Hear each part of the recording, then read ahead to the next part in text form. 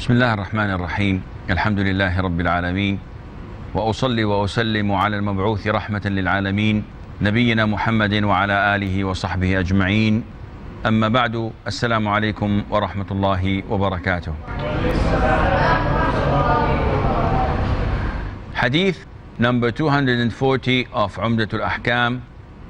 Jabir ibn Abdullah, may Allah be pleased with him and with his father, narrated that we came with the Prophet sallallahu alaihi wasallam pronouncing talbiyah for Hajj, and the Prophet alayhi salatu wasalam commanded us to make our ihram into that of Umrah. Question: what were they performing? They were performing Hajj Ifrad. They were performing Hajj al-Ifrad. How did you know? Because the Hajj Ifrad has got no Umrah in it. It has the answer in the hadith. He said, we pronounced talbiyah for Hajj. If they were doing tamattu', he would have said, we pronounced the talbiyah for Umrah to the Hajj.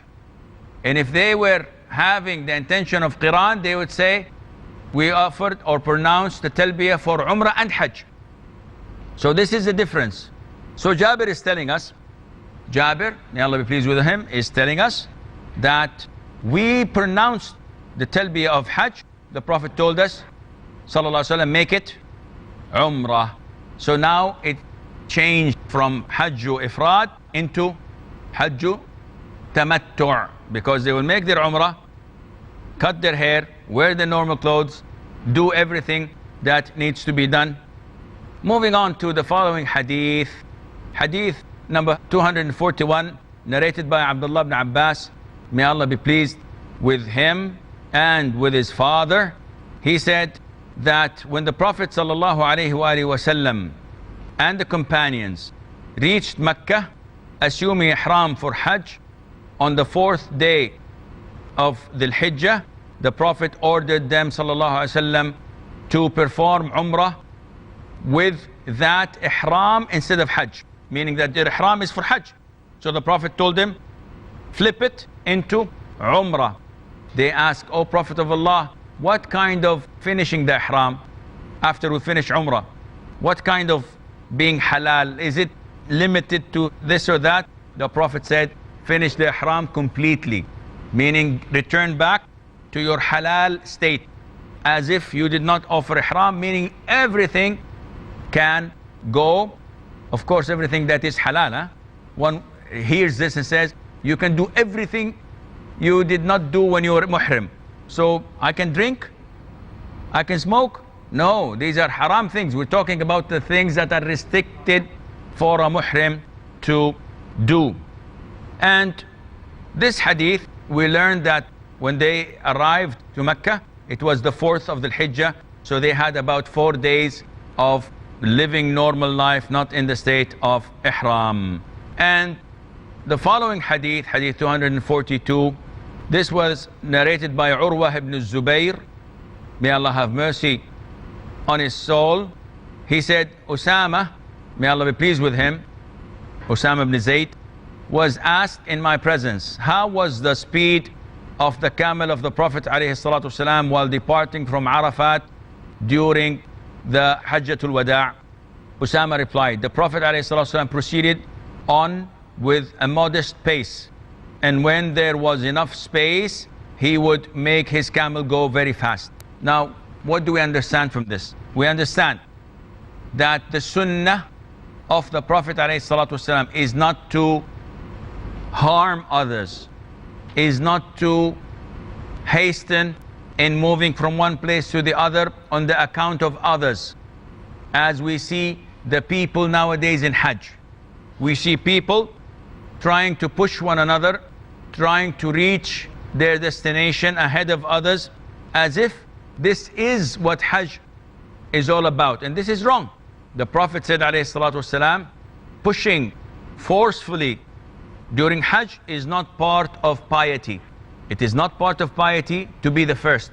The first is the one who Allah accepted his Hajj. And that is why from Arafah to Muzdalifah, when the sun sets, people move, all of them in their millions, from Arafah to Muzdalifah. Usama ibn Zayd, may Allah be pleased with him, explains to us and describes to us how the Prophet used to ride his camel. He said the Prophet used to ride in a very slow pace. Why? Because of the crowd. And the minute there was an opening and there is no crowd, he used to let go for the camel to run quickly or to run in a fast pace. But whenever there were people, he would slow down. From this, we learn how ignorant people are in Hajj. Nowadays, only few vehicles are allowed to come in Hajj. And unfortunately, the way they drive is reckless. They're surrounded by hundreds of thousands and millions of pilgrims, yet they drive as if they own the road. Likewise, those on motorcycles, they do not pay any attention. They might harm someone, they might run over someone, they might hit someone. All of this for the cause of reaching Muzdalifah ahead of the people. And then what? This is Hajj. You're supposed to get closer to Allah, not to do these things that harm others. Now in the following hadith, hadith number 243, Abdullah ibn Amr ibn al-As, may Allah be pleased with him, said that the Prophet ﷺ stopped during the farewell pilgrimage at Mina for people who had something to ask. So the Prophet in that occasion designated some time to answer the people's queries and questions. A man came and said, "O Prophet of Allah, I didn't notice I shaved before sacrificing." The Prophet said, alayhi salatu wasalam, "Now sacrifice the animal and there's no harm on you." Another man came up and said, "O Prophet of Allah, I did not notice I sacrificed before throwing the pebbles."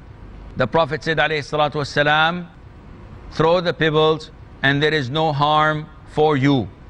The Prophet ﷺ was not asked about anything which had been done before or after its proper time, but he said, "Do it and no harm is there for you."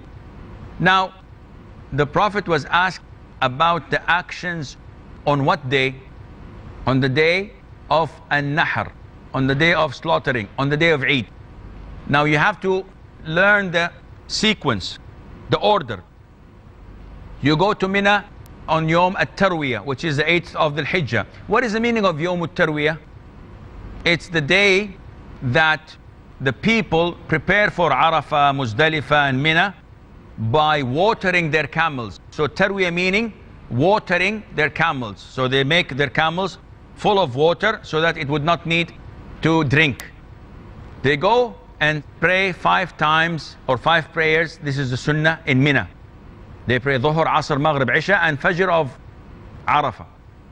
They shorten the prayers. So Dhuhr, Asr and Isha are prayed 2 rak'ahs, 2 rak'ahs. Combined? No. They pray each on time. After Fajr, they go to Arafah. And after Dhuhr, they enter Arafah and they spend the day there supplicating, making dhikr. They pray Dhuhr and Asr combined at the time of Dhuhr. 2 rak'ahs, Dhuhr, 2 rak'ahs Asr, with an adhan and iqamah for both. And then after sunset, everybody goes and moves to Muzdalifah, which is not very far away. It's walking distance, but it would take you sometimes like 35-40 minutes depending on the pace you're walking. And they spend the night in Muzdalifah, but as soon as they arrive, they pray Maghrib 3 rak'ahs and they join Isha to it, whether they come before Isha or after Isha. But they have to pray it combined and they should not delay it until the middle of the night, because if they are on the road and it's close to middle of the night, they must pray it wherever they are, even if they did not reach Muzdalifah. Once they reach Muzdalifah, the sunnah is to spend the night there and to rest, because the following day they have a lot of things, a lot of activities to do. Once they pray Fajr, they leave. Can they leave before Fajr? Only for the women and the children. The Prophet gave permission for the elderly, for the women, for the children, and for the men accompanying them.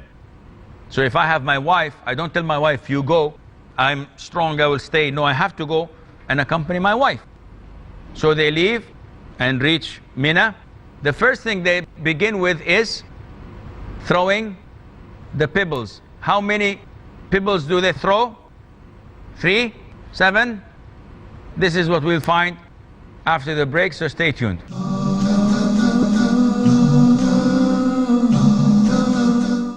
Assalamu alaikum and welcome back.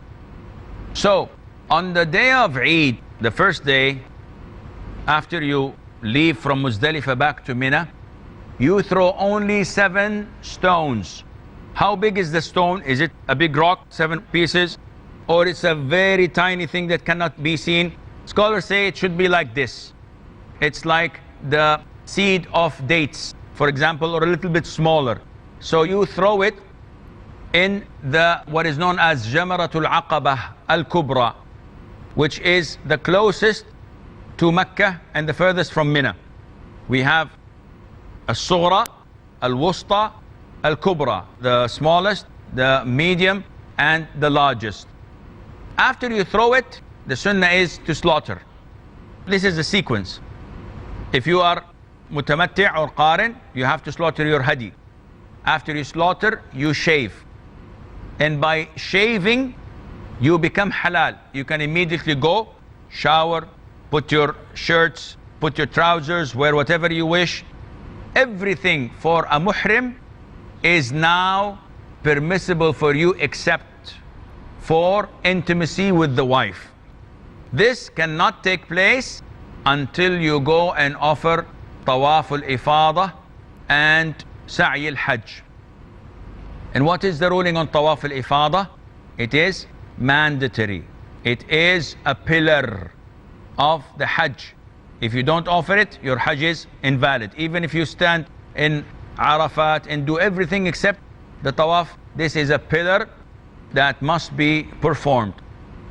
Once you offer the Tawaf and you make the Sa'i, your Hajj is complete.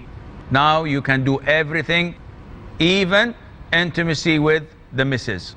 This is all permissible.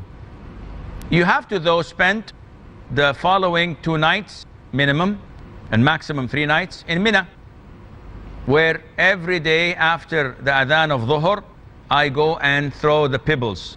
7 at the small, 7 at the medium, and 7 at the big one. Every day. Where do I collect the stones? From anywhere. You find it in Mina. As you walk, you pick it up and you throw. And you say Allahu Akbar with every throw you throw it. And do I have to hit the pillar itself? Or is it enough just to fall into the pool? It's enough to fall into the pool. 7 for each one. And then you spend the night also praying Dhuhr, Asr, Maghrib, Isha, and Fajr. You shorten the 4 rak'ahs into 2 rak'ahs, but you do not combine. Do I offer any sunnah for Maghrib, for Isha, for Dhuhr, before and after? The answer is no. Whenever you shorten prayer, you skip the sunnahs of Dhuhr, Maghrib, and Isha. But you maintain and observe sunnah of Fajr, night prayer, witr, etc. And the final thing you do after you finish your Hajj is you have to offer the farewell Tawaf, and this we will come inshallah to mention later on. Hadith number 244. This hadith was narrated by Abu Abdurrahman ibn Yazid. He said, I performed Hajj with Ibn Mas'ud, may Allah be pleased with him, and saw him throwing the pebbles of the big Jamrah, Jamrat al-Aqabah, with 7 small pebbles, keeping the Kaaba on his left side and Mina on his right side. And he said that this is the place where the one whom Surah Al-Baqarah was revealed, that is the Prophet ﷺ, this is the place where he stood, is to have the Kaaba on your left, Mina on your right, and throw it from this side. Why? Because at the time the back side had a mountain, so this is the only place, or this side you can throw it from. Nowadays the mountain has been removed and all four sides can be thrown from. The sunnah is to do what Ibn Mas'ud did.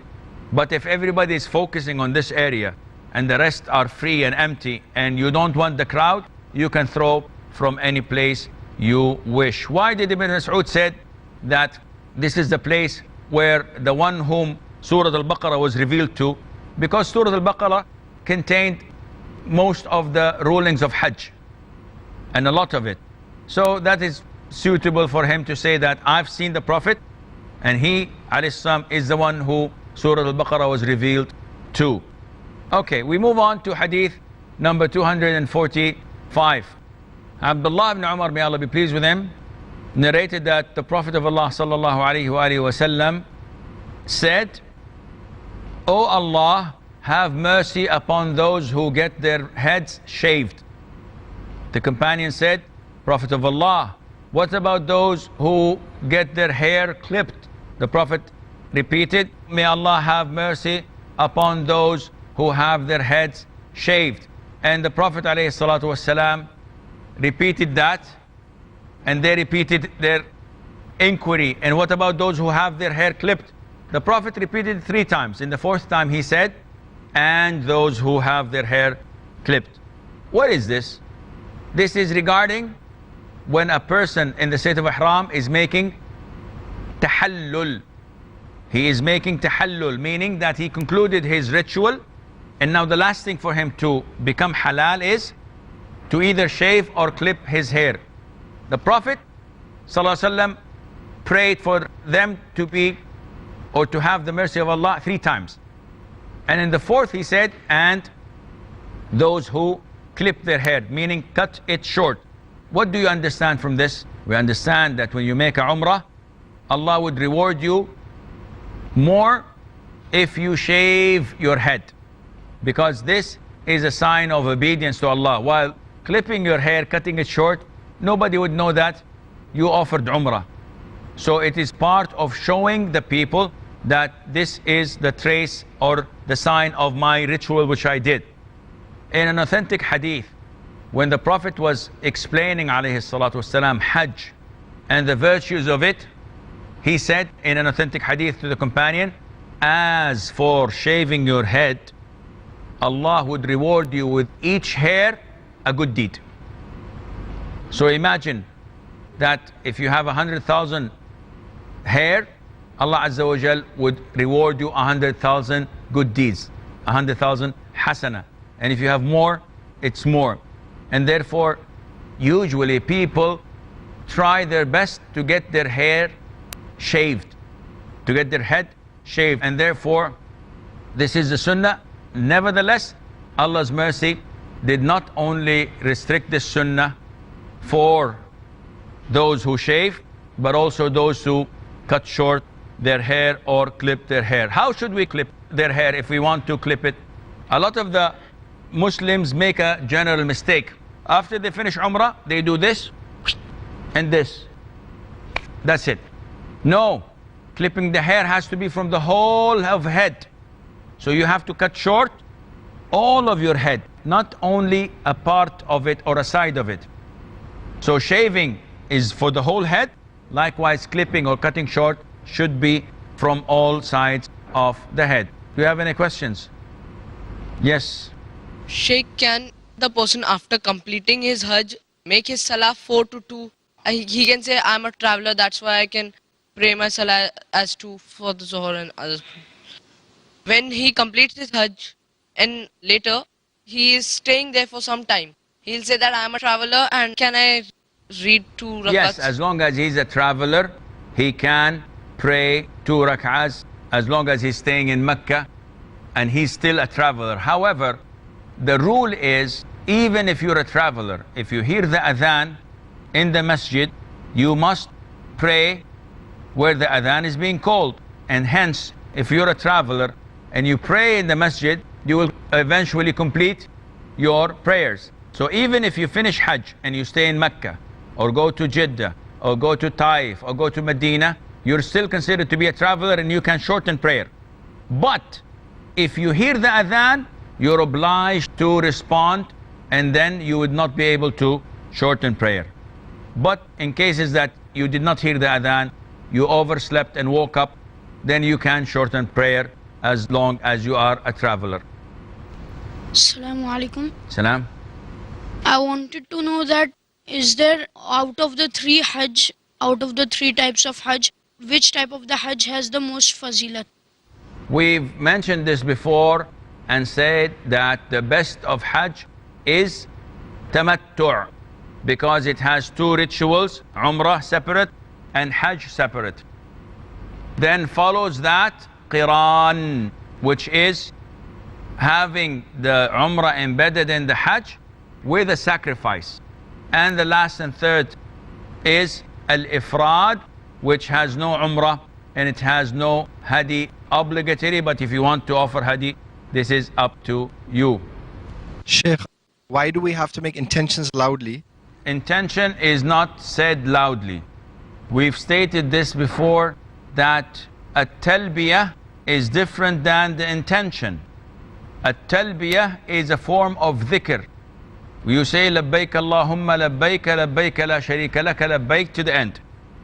If I wear my ihram and I do not say talbiyah, is my umrah or hajj correct? The answer is yes. What is important is my intention. By assuming the state of ihram and everything that is forbidden and restricted for a muhrim is now restricted for me. Talbiyah is not an intention, it is a form of dhikr. We've stated that scholars differed whether it is mandatory or sunnah, and it is most likely to be mandatory in the sense that no one has ever left saying it, and this is a sunnah of the Prophet ﷺ.